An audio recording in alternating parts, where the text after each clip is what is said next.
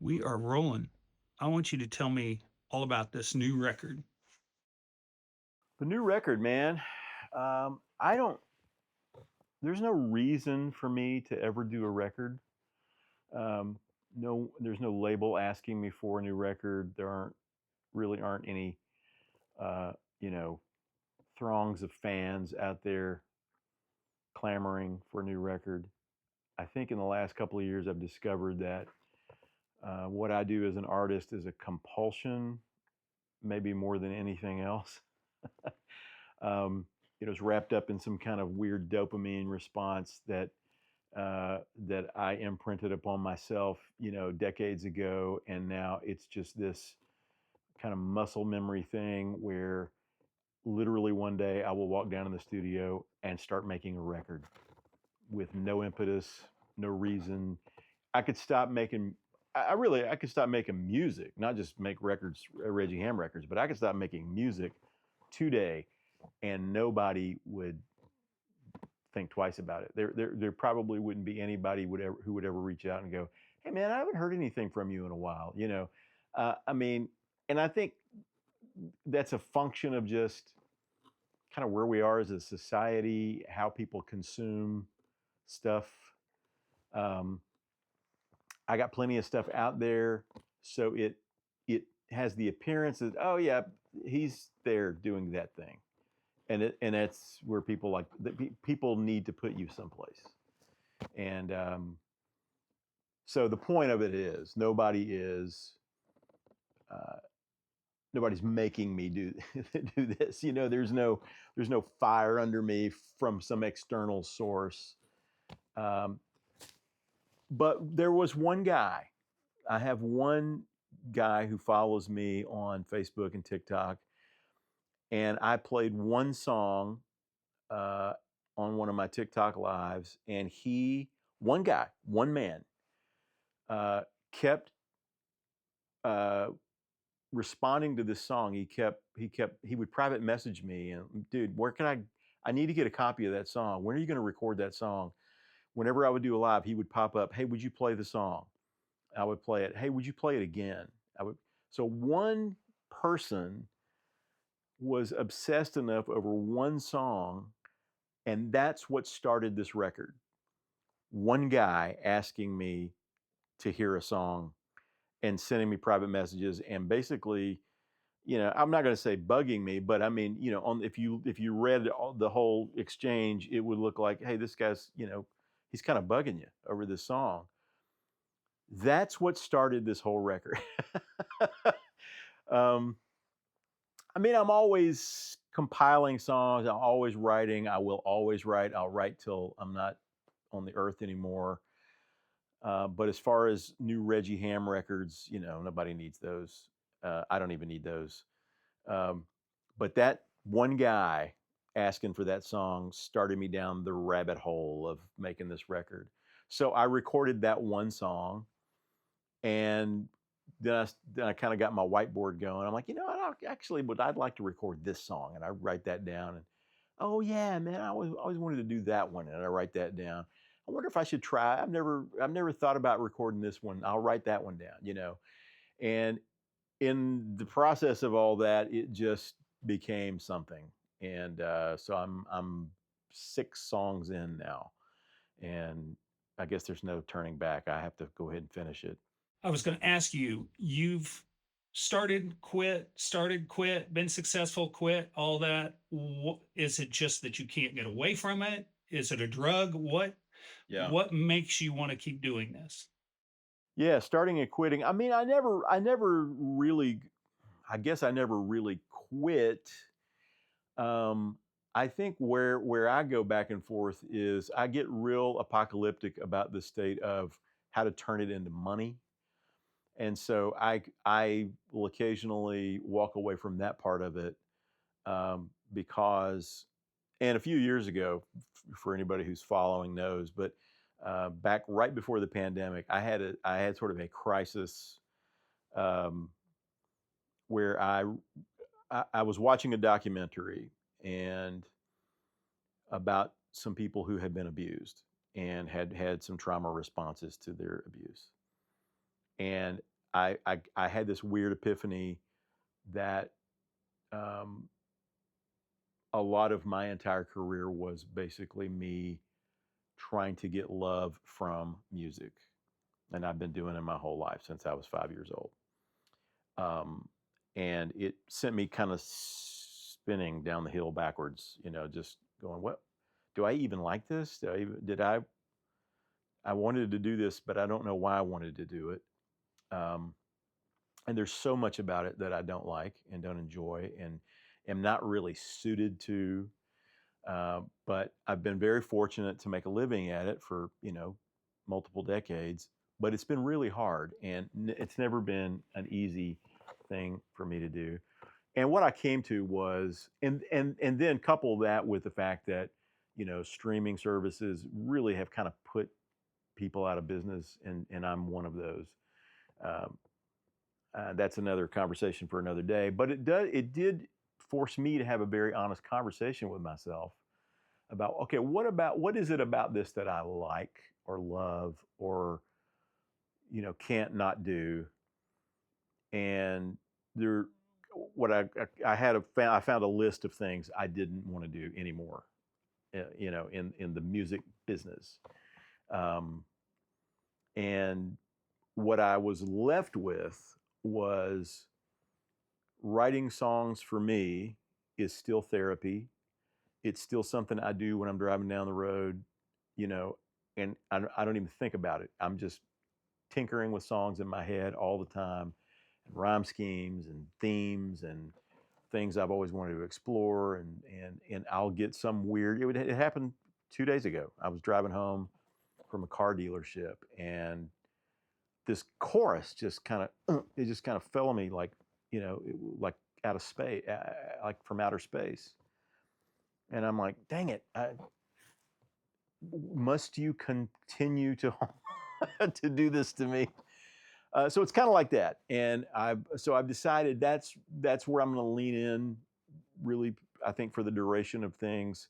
I mean, I work on things that I think have a shot at turning into something, and keeping the bills paid. I'm not above that at all. Don't get me wrong. I'm not that guy. But I try to kind of stay centered on the therapy part of it. I'm working my life out, and whatever talent I have is kind of going into that. And boy, that's really been healthy for me as a writer, and as a performer. What are I don't know if that answered your question, No, but that's yeah, great. That's yeah. fantastic.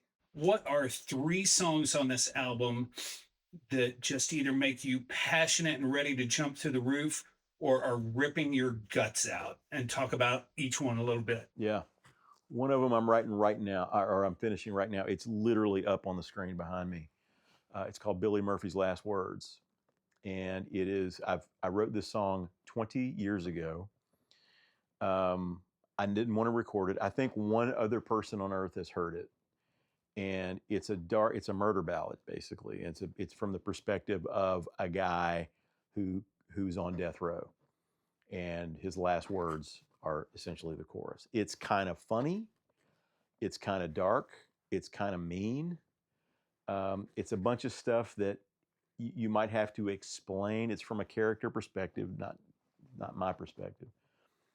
So I've kind of avoided it, but man, I can't stop listening to it now. Where I've gotten with the track is I found a space for it, I think, in the track that's now lighting me up. And it pisses me off because I like it so much. I don't want to like it, but I keep liking it. And that's definitely one, and I'm in the middle of that one right now. Another song is that song that friend of mine kept asking about, called "Beautiful Tragedy," and that's one I keep going back to and listening to over and over again. Um, and it's just about kind of the tragedy of love, essentially. And if you think that love is a happy ever after, you haven't been in it long enough.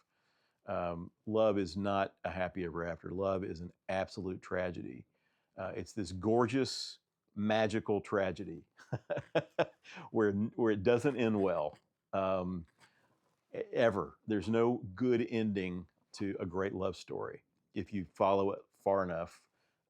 And so that's the theme, and it's how you can be weak and strong at the same time, and you can be, fragile and absolutely rock solid, right in the same body and in the same soul, where love is concerned. People who say they want to fall in love, I always say, be really careful what you wish for, because real love, real kind of earth shattering love, is this thing that will absolutely rip you to shreds. And that song to me kind of encapsulates that. It's called Beautiful Tragedy. And then there's a song that was unexpected, honestly. It was just, I don't write straight ahead love songs. Just, I've never been able to do that. I don't know why. It's just not my thing. But I had this song called Arms Around Me, and it's about as by the numbers as a song as I've ever written. Um, and I didn't think that it was going to become what it became. I actually recorded it a completely different way, thought I had it finished, and was driving home from somewhere and realized, no, no, no, no, that's not what that song is. And I came and re-recorded it completely from the ground up, and now it just has me. Um, and I'm like, it's another one of those, like, man, I don't want to like this much, I don't want to get my heart broken. I'm gonna love it, and everybody else is gonna be able to take it or leave it, and that's gonna break my heart. But those three are kind of lighting me up on this project. But every one of them, honestly, when I'm in a song, if I get to the point of actually recording a song, I'm in it enough to where I love it until it's done. Do you, after doing this for, professionally 35 years or however long, do you still wrestle with songs the way you would have early in your career, or do you kind of use muscle memory to propel you along on an album like this? That's a great question, and it's a little bit of both. Yes, I still wrestle with them, but I don't have to work as hard in the wrestling as I used to. Um, you learn some things, you learn some tricks, you learn some big no-nos and some big yeses, and so you're not wrestling with that stuff. Like, I'm not wrestling really with like craft stuff like I might have 25 years ago. I'm really more now wrestling with every word. What's this thing saying? With every melody, what is this memorable? Is this meshed together right? So I guess it is a little bit of craft, but really more about what what the imprint of this is going to be, as opposed to getting it right per se, getting it right, whatever that means. Um, but just the older I get, the more it's like, man, this is going to live a long time after I'm gone, and I hope that my son and his kids and their kids get it, because that's all I'm really doing it for now. I'm all Everything else is whatever. If people love it, that's wonderful. If no one loves it, that's fine. If no one hears it, actually, that's actually fine too. Um, in fact, I've thought about making this just exclusive to, like, a handful of people. Just like, hey, I'm gonna play this for 300 people, and that's it, and no more. And those 300 people, I know them, will probably, throw some tips in the jar, enough to maybe break even on it, and that's going to be enough. And we're not going to talk about it anymore. Really thought about that, because the other thing that has happened to me as I've gotten older is my Patreon people who follow me and follow my blog and blah blah blah, that's real sacred territory for me. And the masses, I don't care about. Um, I don't know about them. They don't know about me. The people who are just kind of with me on this journey and are supportive. And I don't know why so many people are. Um, I'm so humbled by it, but those are the people that I care about.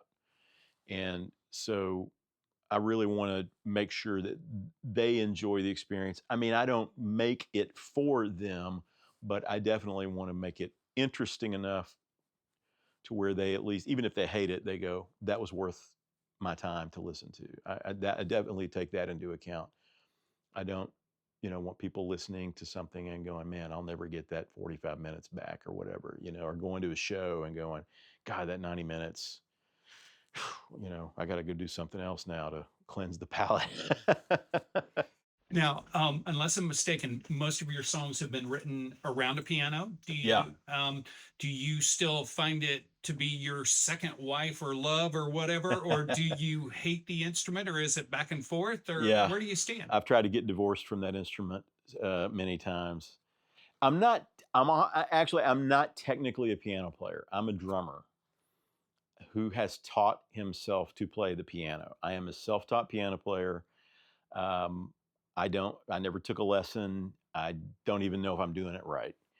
Um, in fact, I used to have he's passed on now, but a really good friend who was one of the best piano players in the world. And I would never let him watch me play. When I was playing him a song, I'm like, you have to turn, you got to turn away. You cannot watch me play this because I know I'm not, doing it all right. Um, yeah, I love it, man. God help me. I love the sound it makes, and I love the guitar too. But I'm very mystified by the guitar. I can play enough guitar to get thrown out of a club. Um, Now, ironically, I'm playing all the guitars so far on this project. I can find a part. I know that I'm musical enough to find a part. I know what the guitar is supposed to do. Now, I'm cheating a lot to get there. I probably don't have the tones completely dialed in like I would love to, But there's no budget for Reggie Hamm records, and um, the guys that I want to use, I refuse to, you know, to do the bro thing. It's like these people are highly paid professionals and they deserve to be. And if I have the budget, they will be there in that process. But so far, I think I'm close to, what I do is piano driven anyway. I'm going to play most of it, if not all of it, anyway. But I find the last record I did, Kingdoms Fall, it felt more like me musically, maybe than anything I've ever done. And I'm finding this new one to be the same, the case. When I listen to it, I go, that's what I'm about musically, 100%. Some of my other records where I've brought in great players, sometimes it will go in a direction because they're so good and they're bringing all their thing to it that I go, well, I mean, that's not completely indicative of me, but I love that, but that's not necessarily Reg. Um, in fact, I'm thinking about calling the record Reg just because it feels more like me than anything I've done. Well, with the exception of Kingdoms Fall, that felt that some of those cuts on that record, I go, if you want just an encapsulated thing of what Reggie Hamm is, listen to that song. Listen to If It Don't Work. That will tell you what I am and who I am musically, lyrically, and all that. Or listen to you know, Rolling with You, or listen to Me and This Piano or something like that, and that will give you what you need to know about me, uh, most of the information. And I feel that this record kind of is feeling like that too. So at the end of the day, you finish up the last track, you put it on the hard drive, back it up, Yeah. you look at the whiteboard, it says completed and all that. Yeah. Is that the end of the race, or is it just another leg in the Tour de France? I don't know. That's a really good question, man. I don't know. I used to have an engineer that I worked with, and we had this kind of running joke that every record is my last record. And so I kind of look at this the same way. I always feel like it's over when I do a record. It's probably it. I don't know that I'll have anything else to say. I don't know that I'll be. Maybe I'll tour it a little bit if that opportunity comes up, and then you're done. And then what? I don't know. So I don't know. I keep waiting on the day when there aren't any more song ideas. And, I'm pushing 60. And, that you do get to an age where you're like, I don't know, this is, this is kind of a young man's game. How long do I need to do this? Um, heard Bob Dylan say one time, we don't need any more songs. And he may be right. We might not need any more songs. 120 something thousand a day uploaded to Spotify, and AI writing, can write, 500 an hour or whatever, and they're probably passable for some use. I don't know. Maybe we'll look back on this time in history and go, yeah, that we were making wagon wheels. We don't need any wagon wheels anymore because we don't drive wagons. Maybe that's what I am, a wagon wheel maker. So I don't know. It's all kind of wrapped up in that, David. I just don't know. I follow the muse in that regard, but I do find myself every day sitting at a piano for no reason whatsoever, and just it just is, it's soothing for me, and it's a centering thing. It's a place where I can sit and get centered, and it's like I can tune out all the noise of the world, and okay, this me, my last record, me and this piano, I can mess around here, and I can come up with something that nobody knows about, and I may just sit on that forever. It may just be for me. You know, uh, Prince has all of these unreleased songs, and people talk about how unfair it is, and I don't look at it that way. I know what he was doing, and he's, I think ultimately you're saying, look, if y'all love this, this is great, but this is for me. I'm doing this because I have to do this. It's almost like your diary laying it out before the world. 100%. It's 100% that. This is me journaling.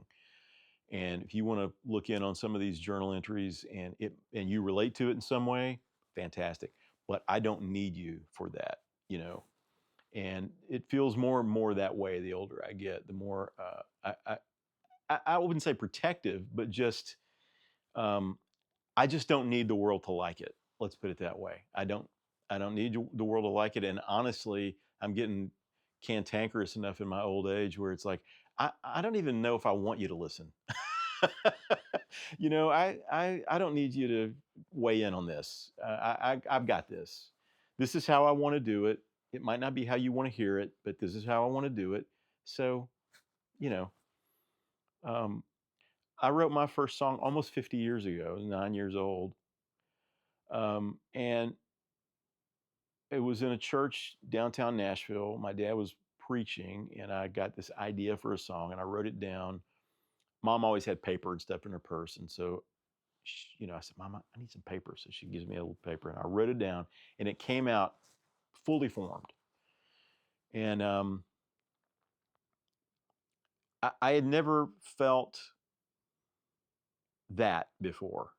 Whatever that was divine in some way. It was like light was enveloping me, and I was a little lightheaded, and I couldn't get it out fast enough, and it was like I was channeling something, and I showed it to my mom, and my mom had so many responses at her disposal, and she could have shushed me. She could have said, we're going to listen to this afterwards. That's fantastic, we'll listen to it afterwards. She could have said, how dare you do this while your father's preaching. I mean, she had any number of responses, but my mother looked at it, and she looked at me, and she goes, you just wrote this? And I said, yeah. She said, come with me. And she took me to a back Sunday school room where there was an old piano. They couldn't hear it out front. She goes, you start singing it. And so I started singing the little melody I had in my head. And so she found it and accompanied me. And then she said, could you sing this tonight? And I'm like, yeah, I think I can. She goes, you're going to sing this tonight before church is over. And we were just about to dismiss, and she raises her hand and she says, "Hey, we've got one more thing we need to hear." So they take me up to the front, put me in front of a microphone, and I sing my first song in front of a packed house.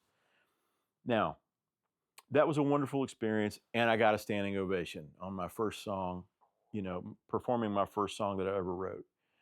But there was a distinct difference in what I felt in the writing of it, the divineness of the writing of it, and then the almost obscenity of performing it. I know that's a weird word, but it just almost defiling that divineness by then performing it and then kind of wanting something back for it. And I have lived in that conundrum for half a century of the divineness of when it's created and just the beauty of that. And it's like this newborn baby and it's beautiful and it's perfect and all that. And then the world says, okay, well now you have to share it. You got to put some clothes on that baby. Now you got to make that baby behave because you can't just take it out in public. It's got to behave. Well, now you have to, you need to be a certain way if you're going to present the baby and all of that stuff. And it's all necessary, and I get it. But man, the when I go from creating to performing, there's almost a diabolical shift in the energy, and I've wrestled with that for 50 years. Just I know this was beautiful when it came out, and now I'm going to put some makeup on it for you, and I'm going to fix its hair, and I'm going to do all this stuff to it to make it good enough for you. It was good enough for you. It was good enough for me when it came to me, and I'm trying to live in that. And that makes it difficult because you do have to present these things in a certain way. So I don't know if you asked me that question, but fantastic. Man, that's great. I think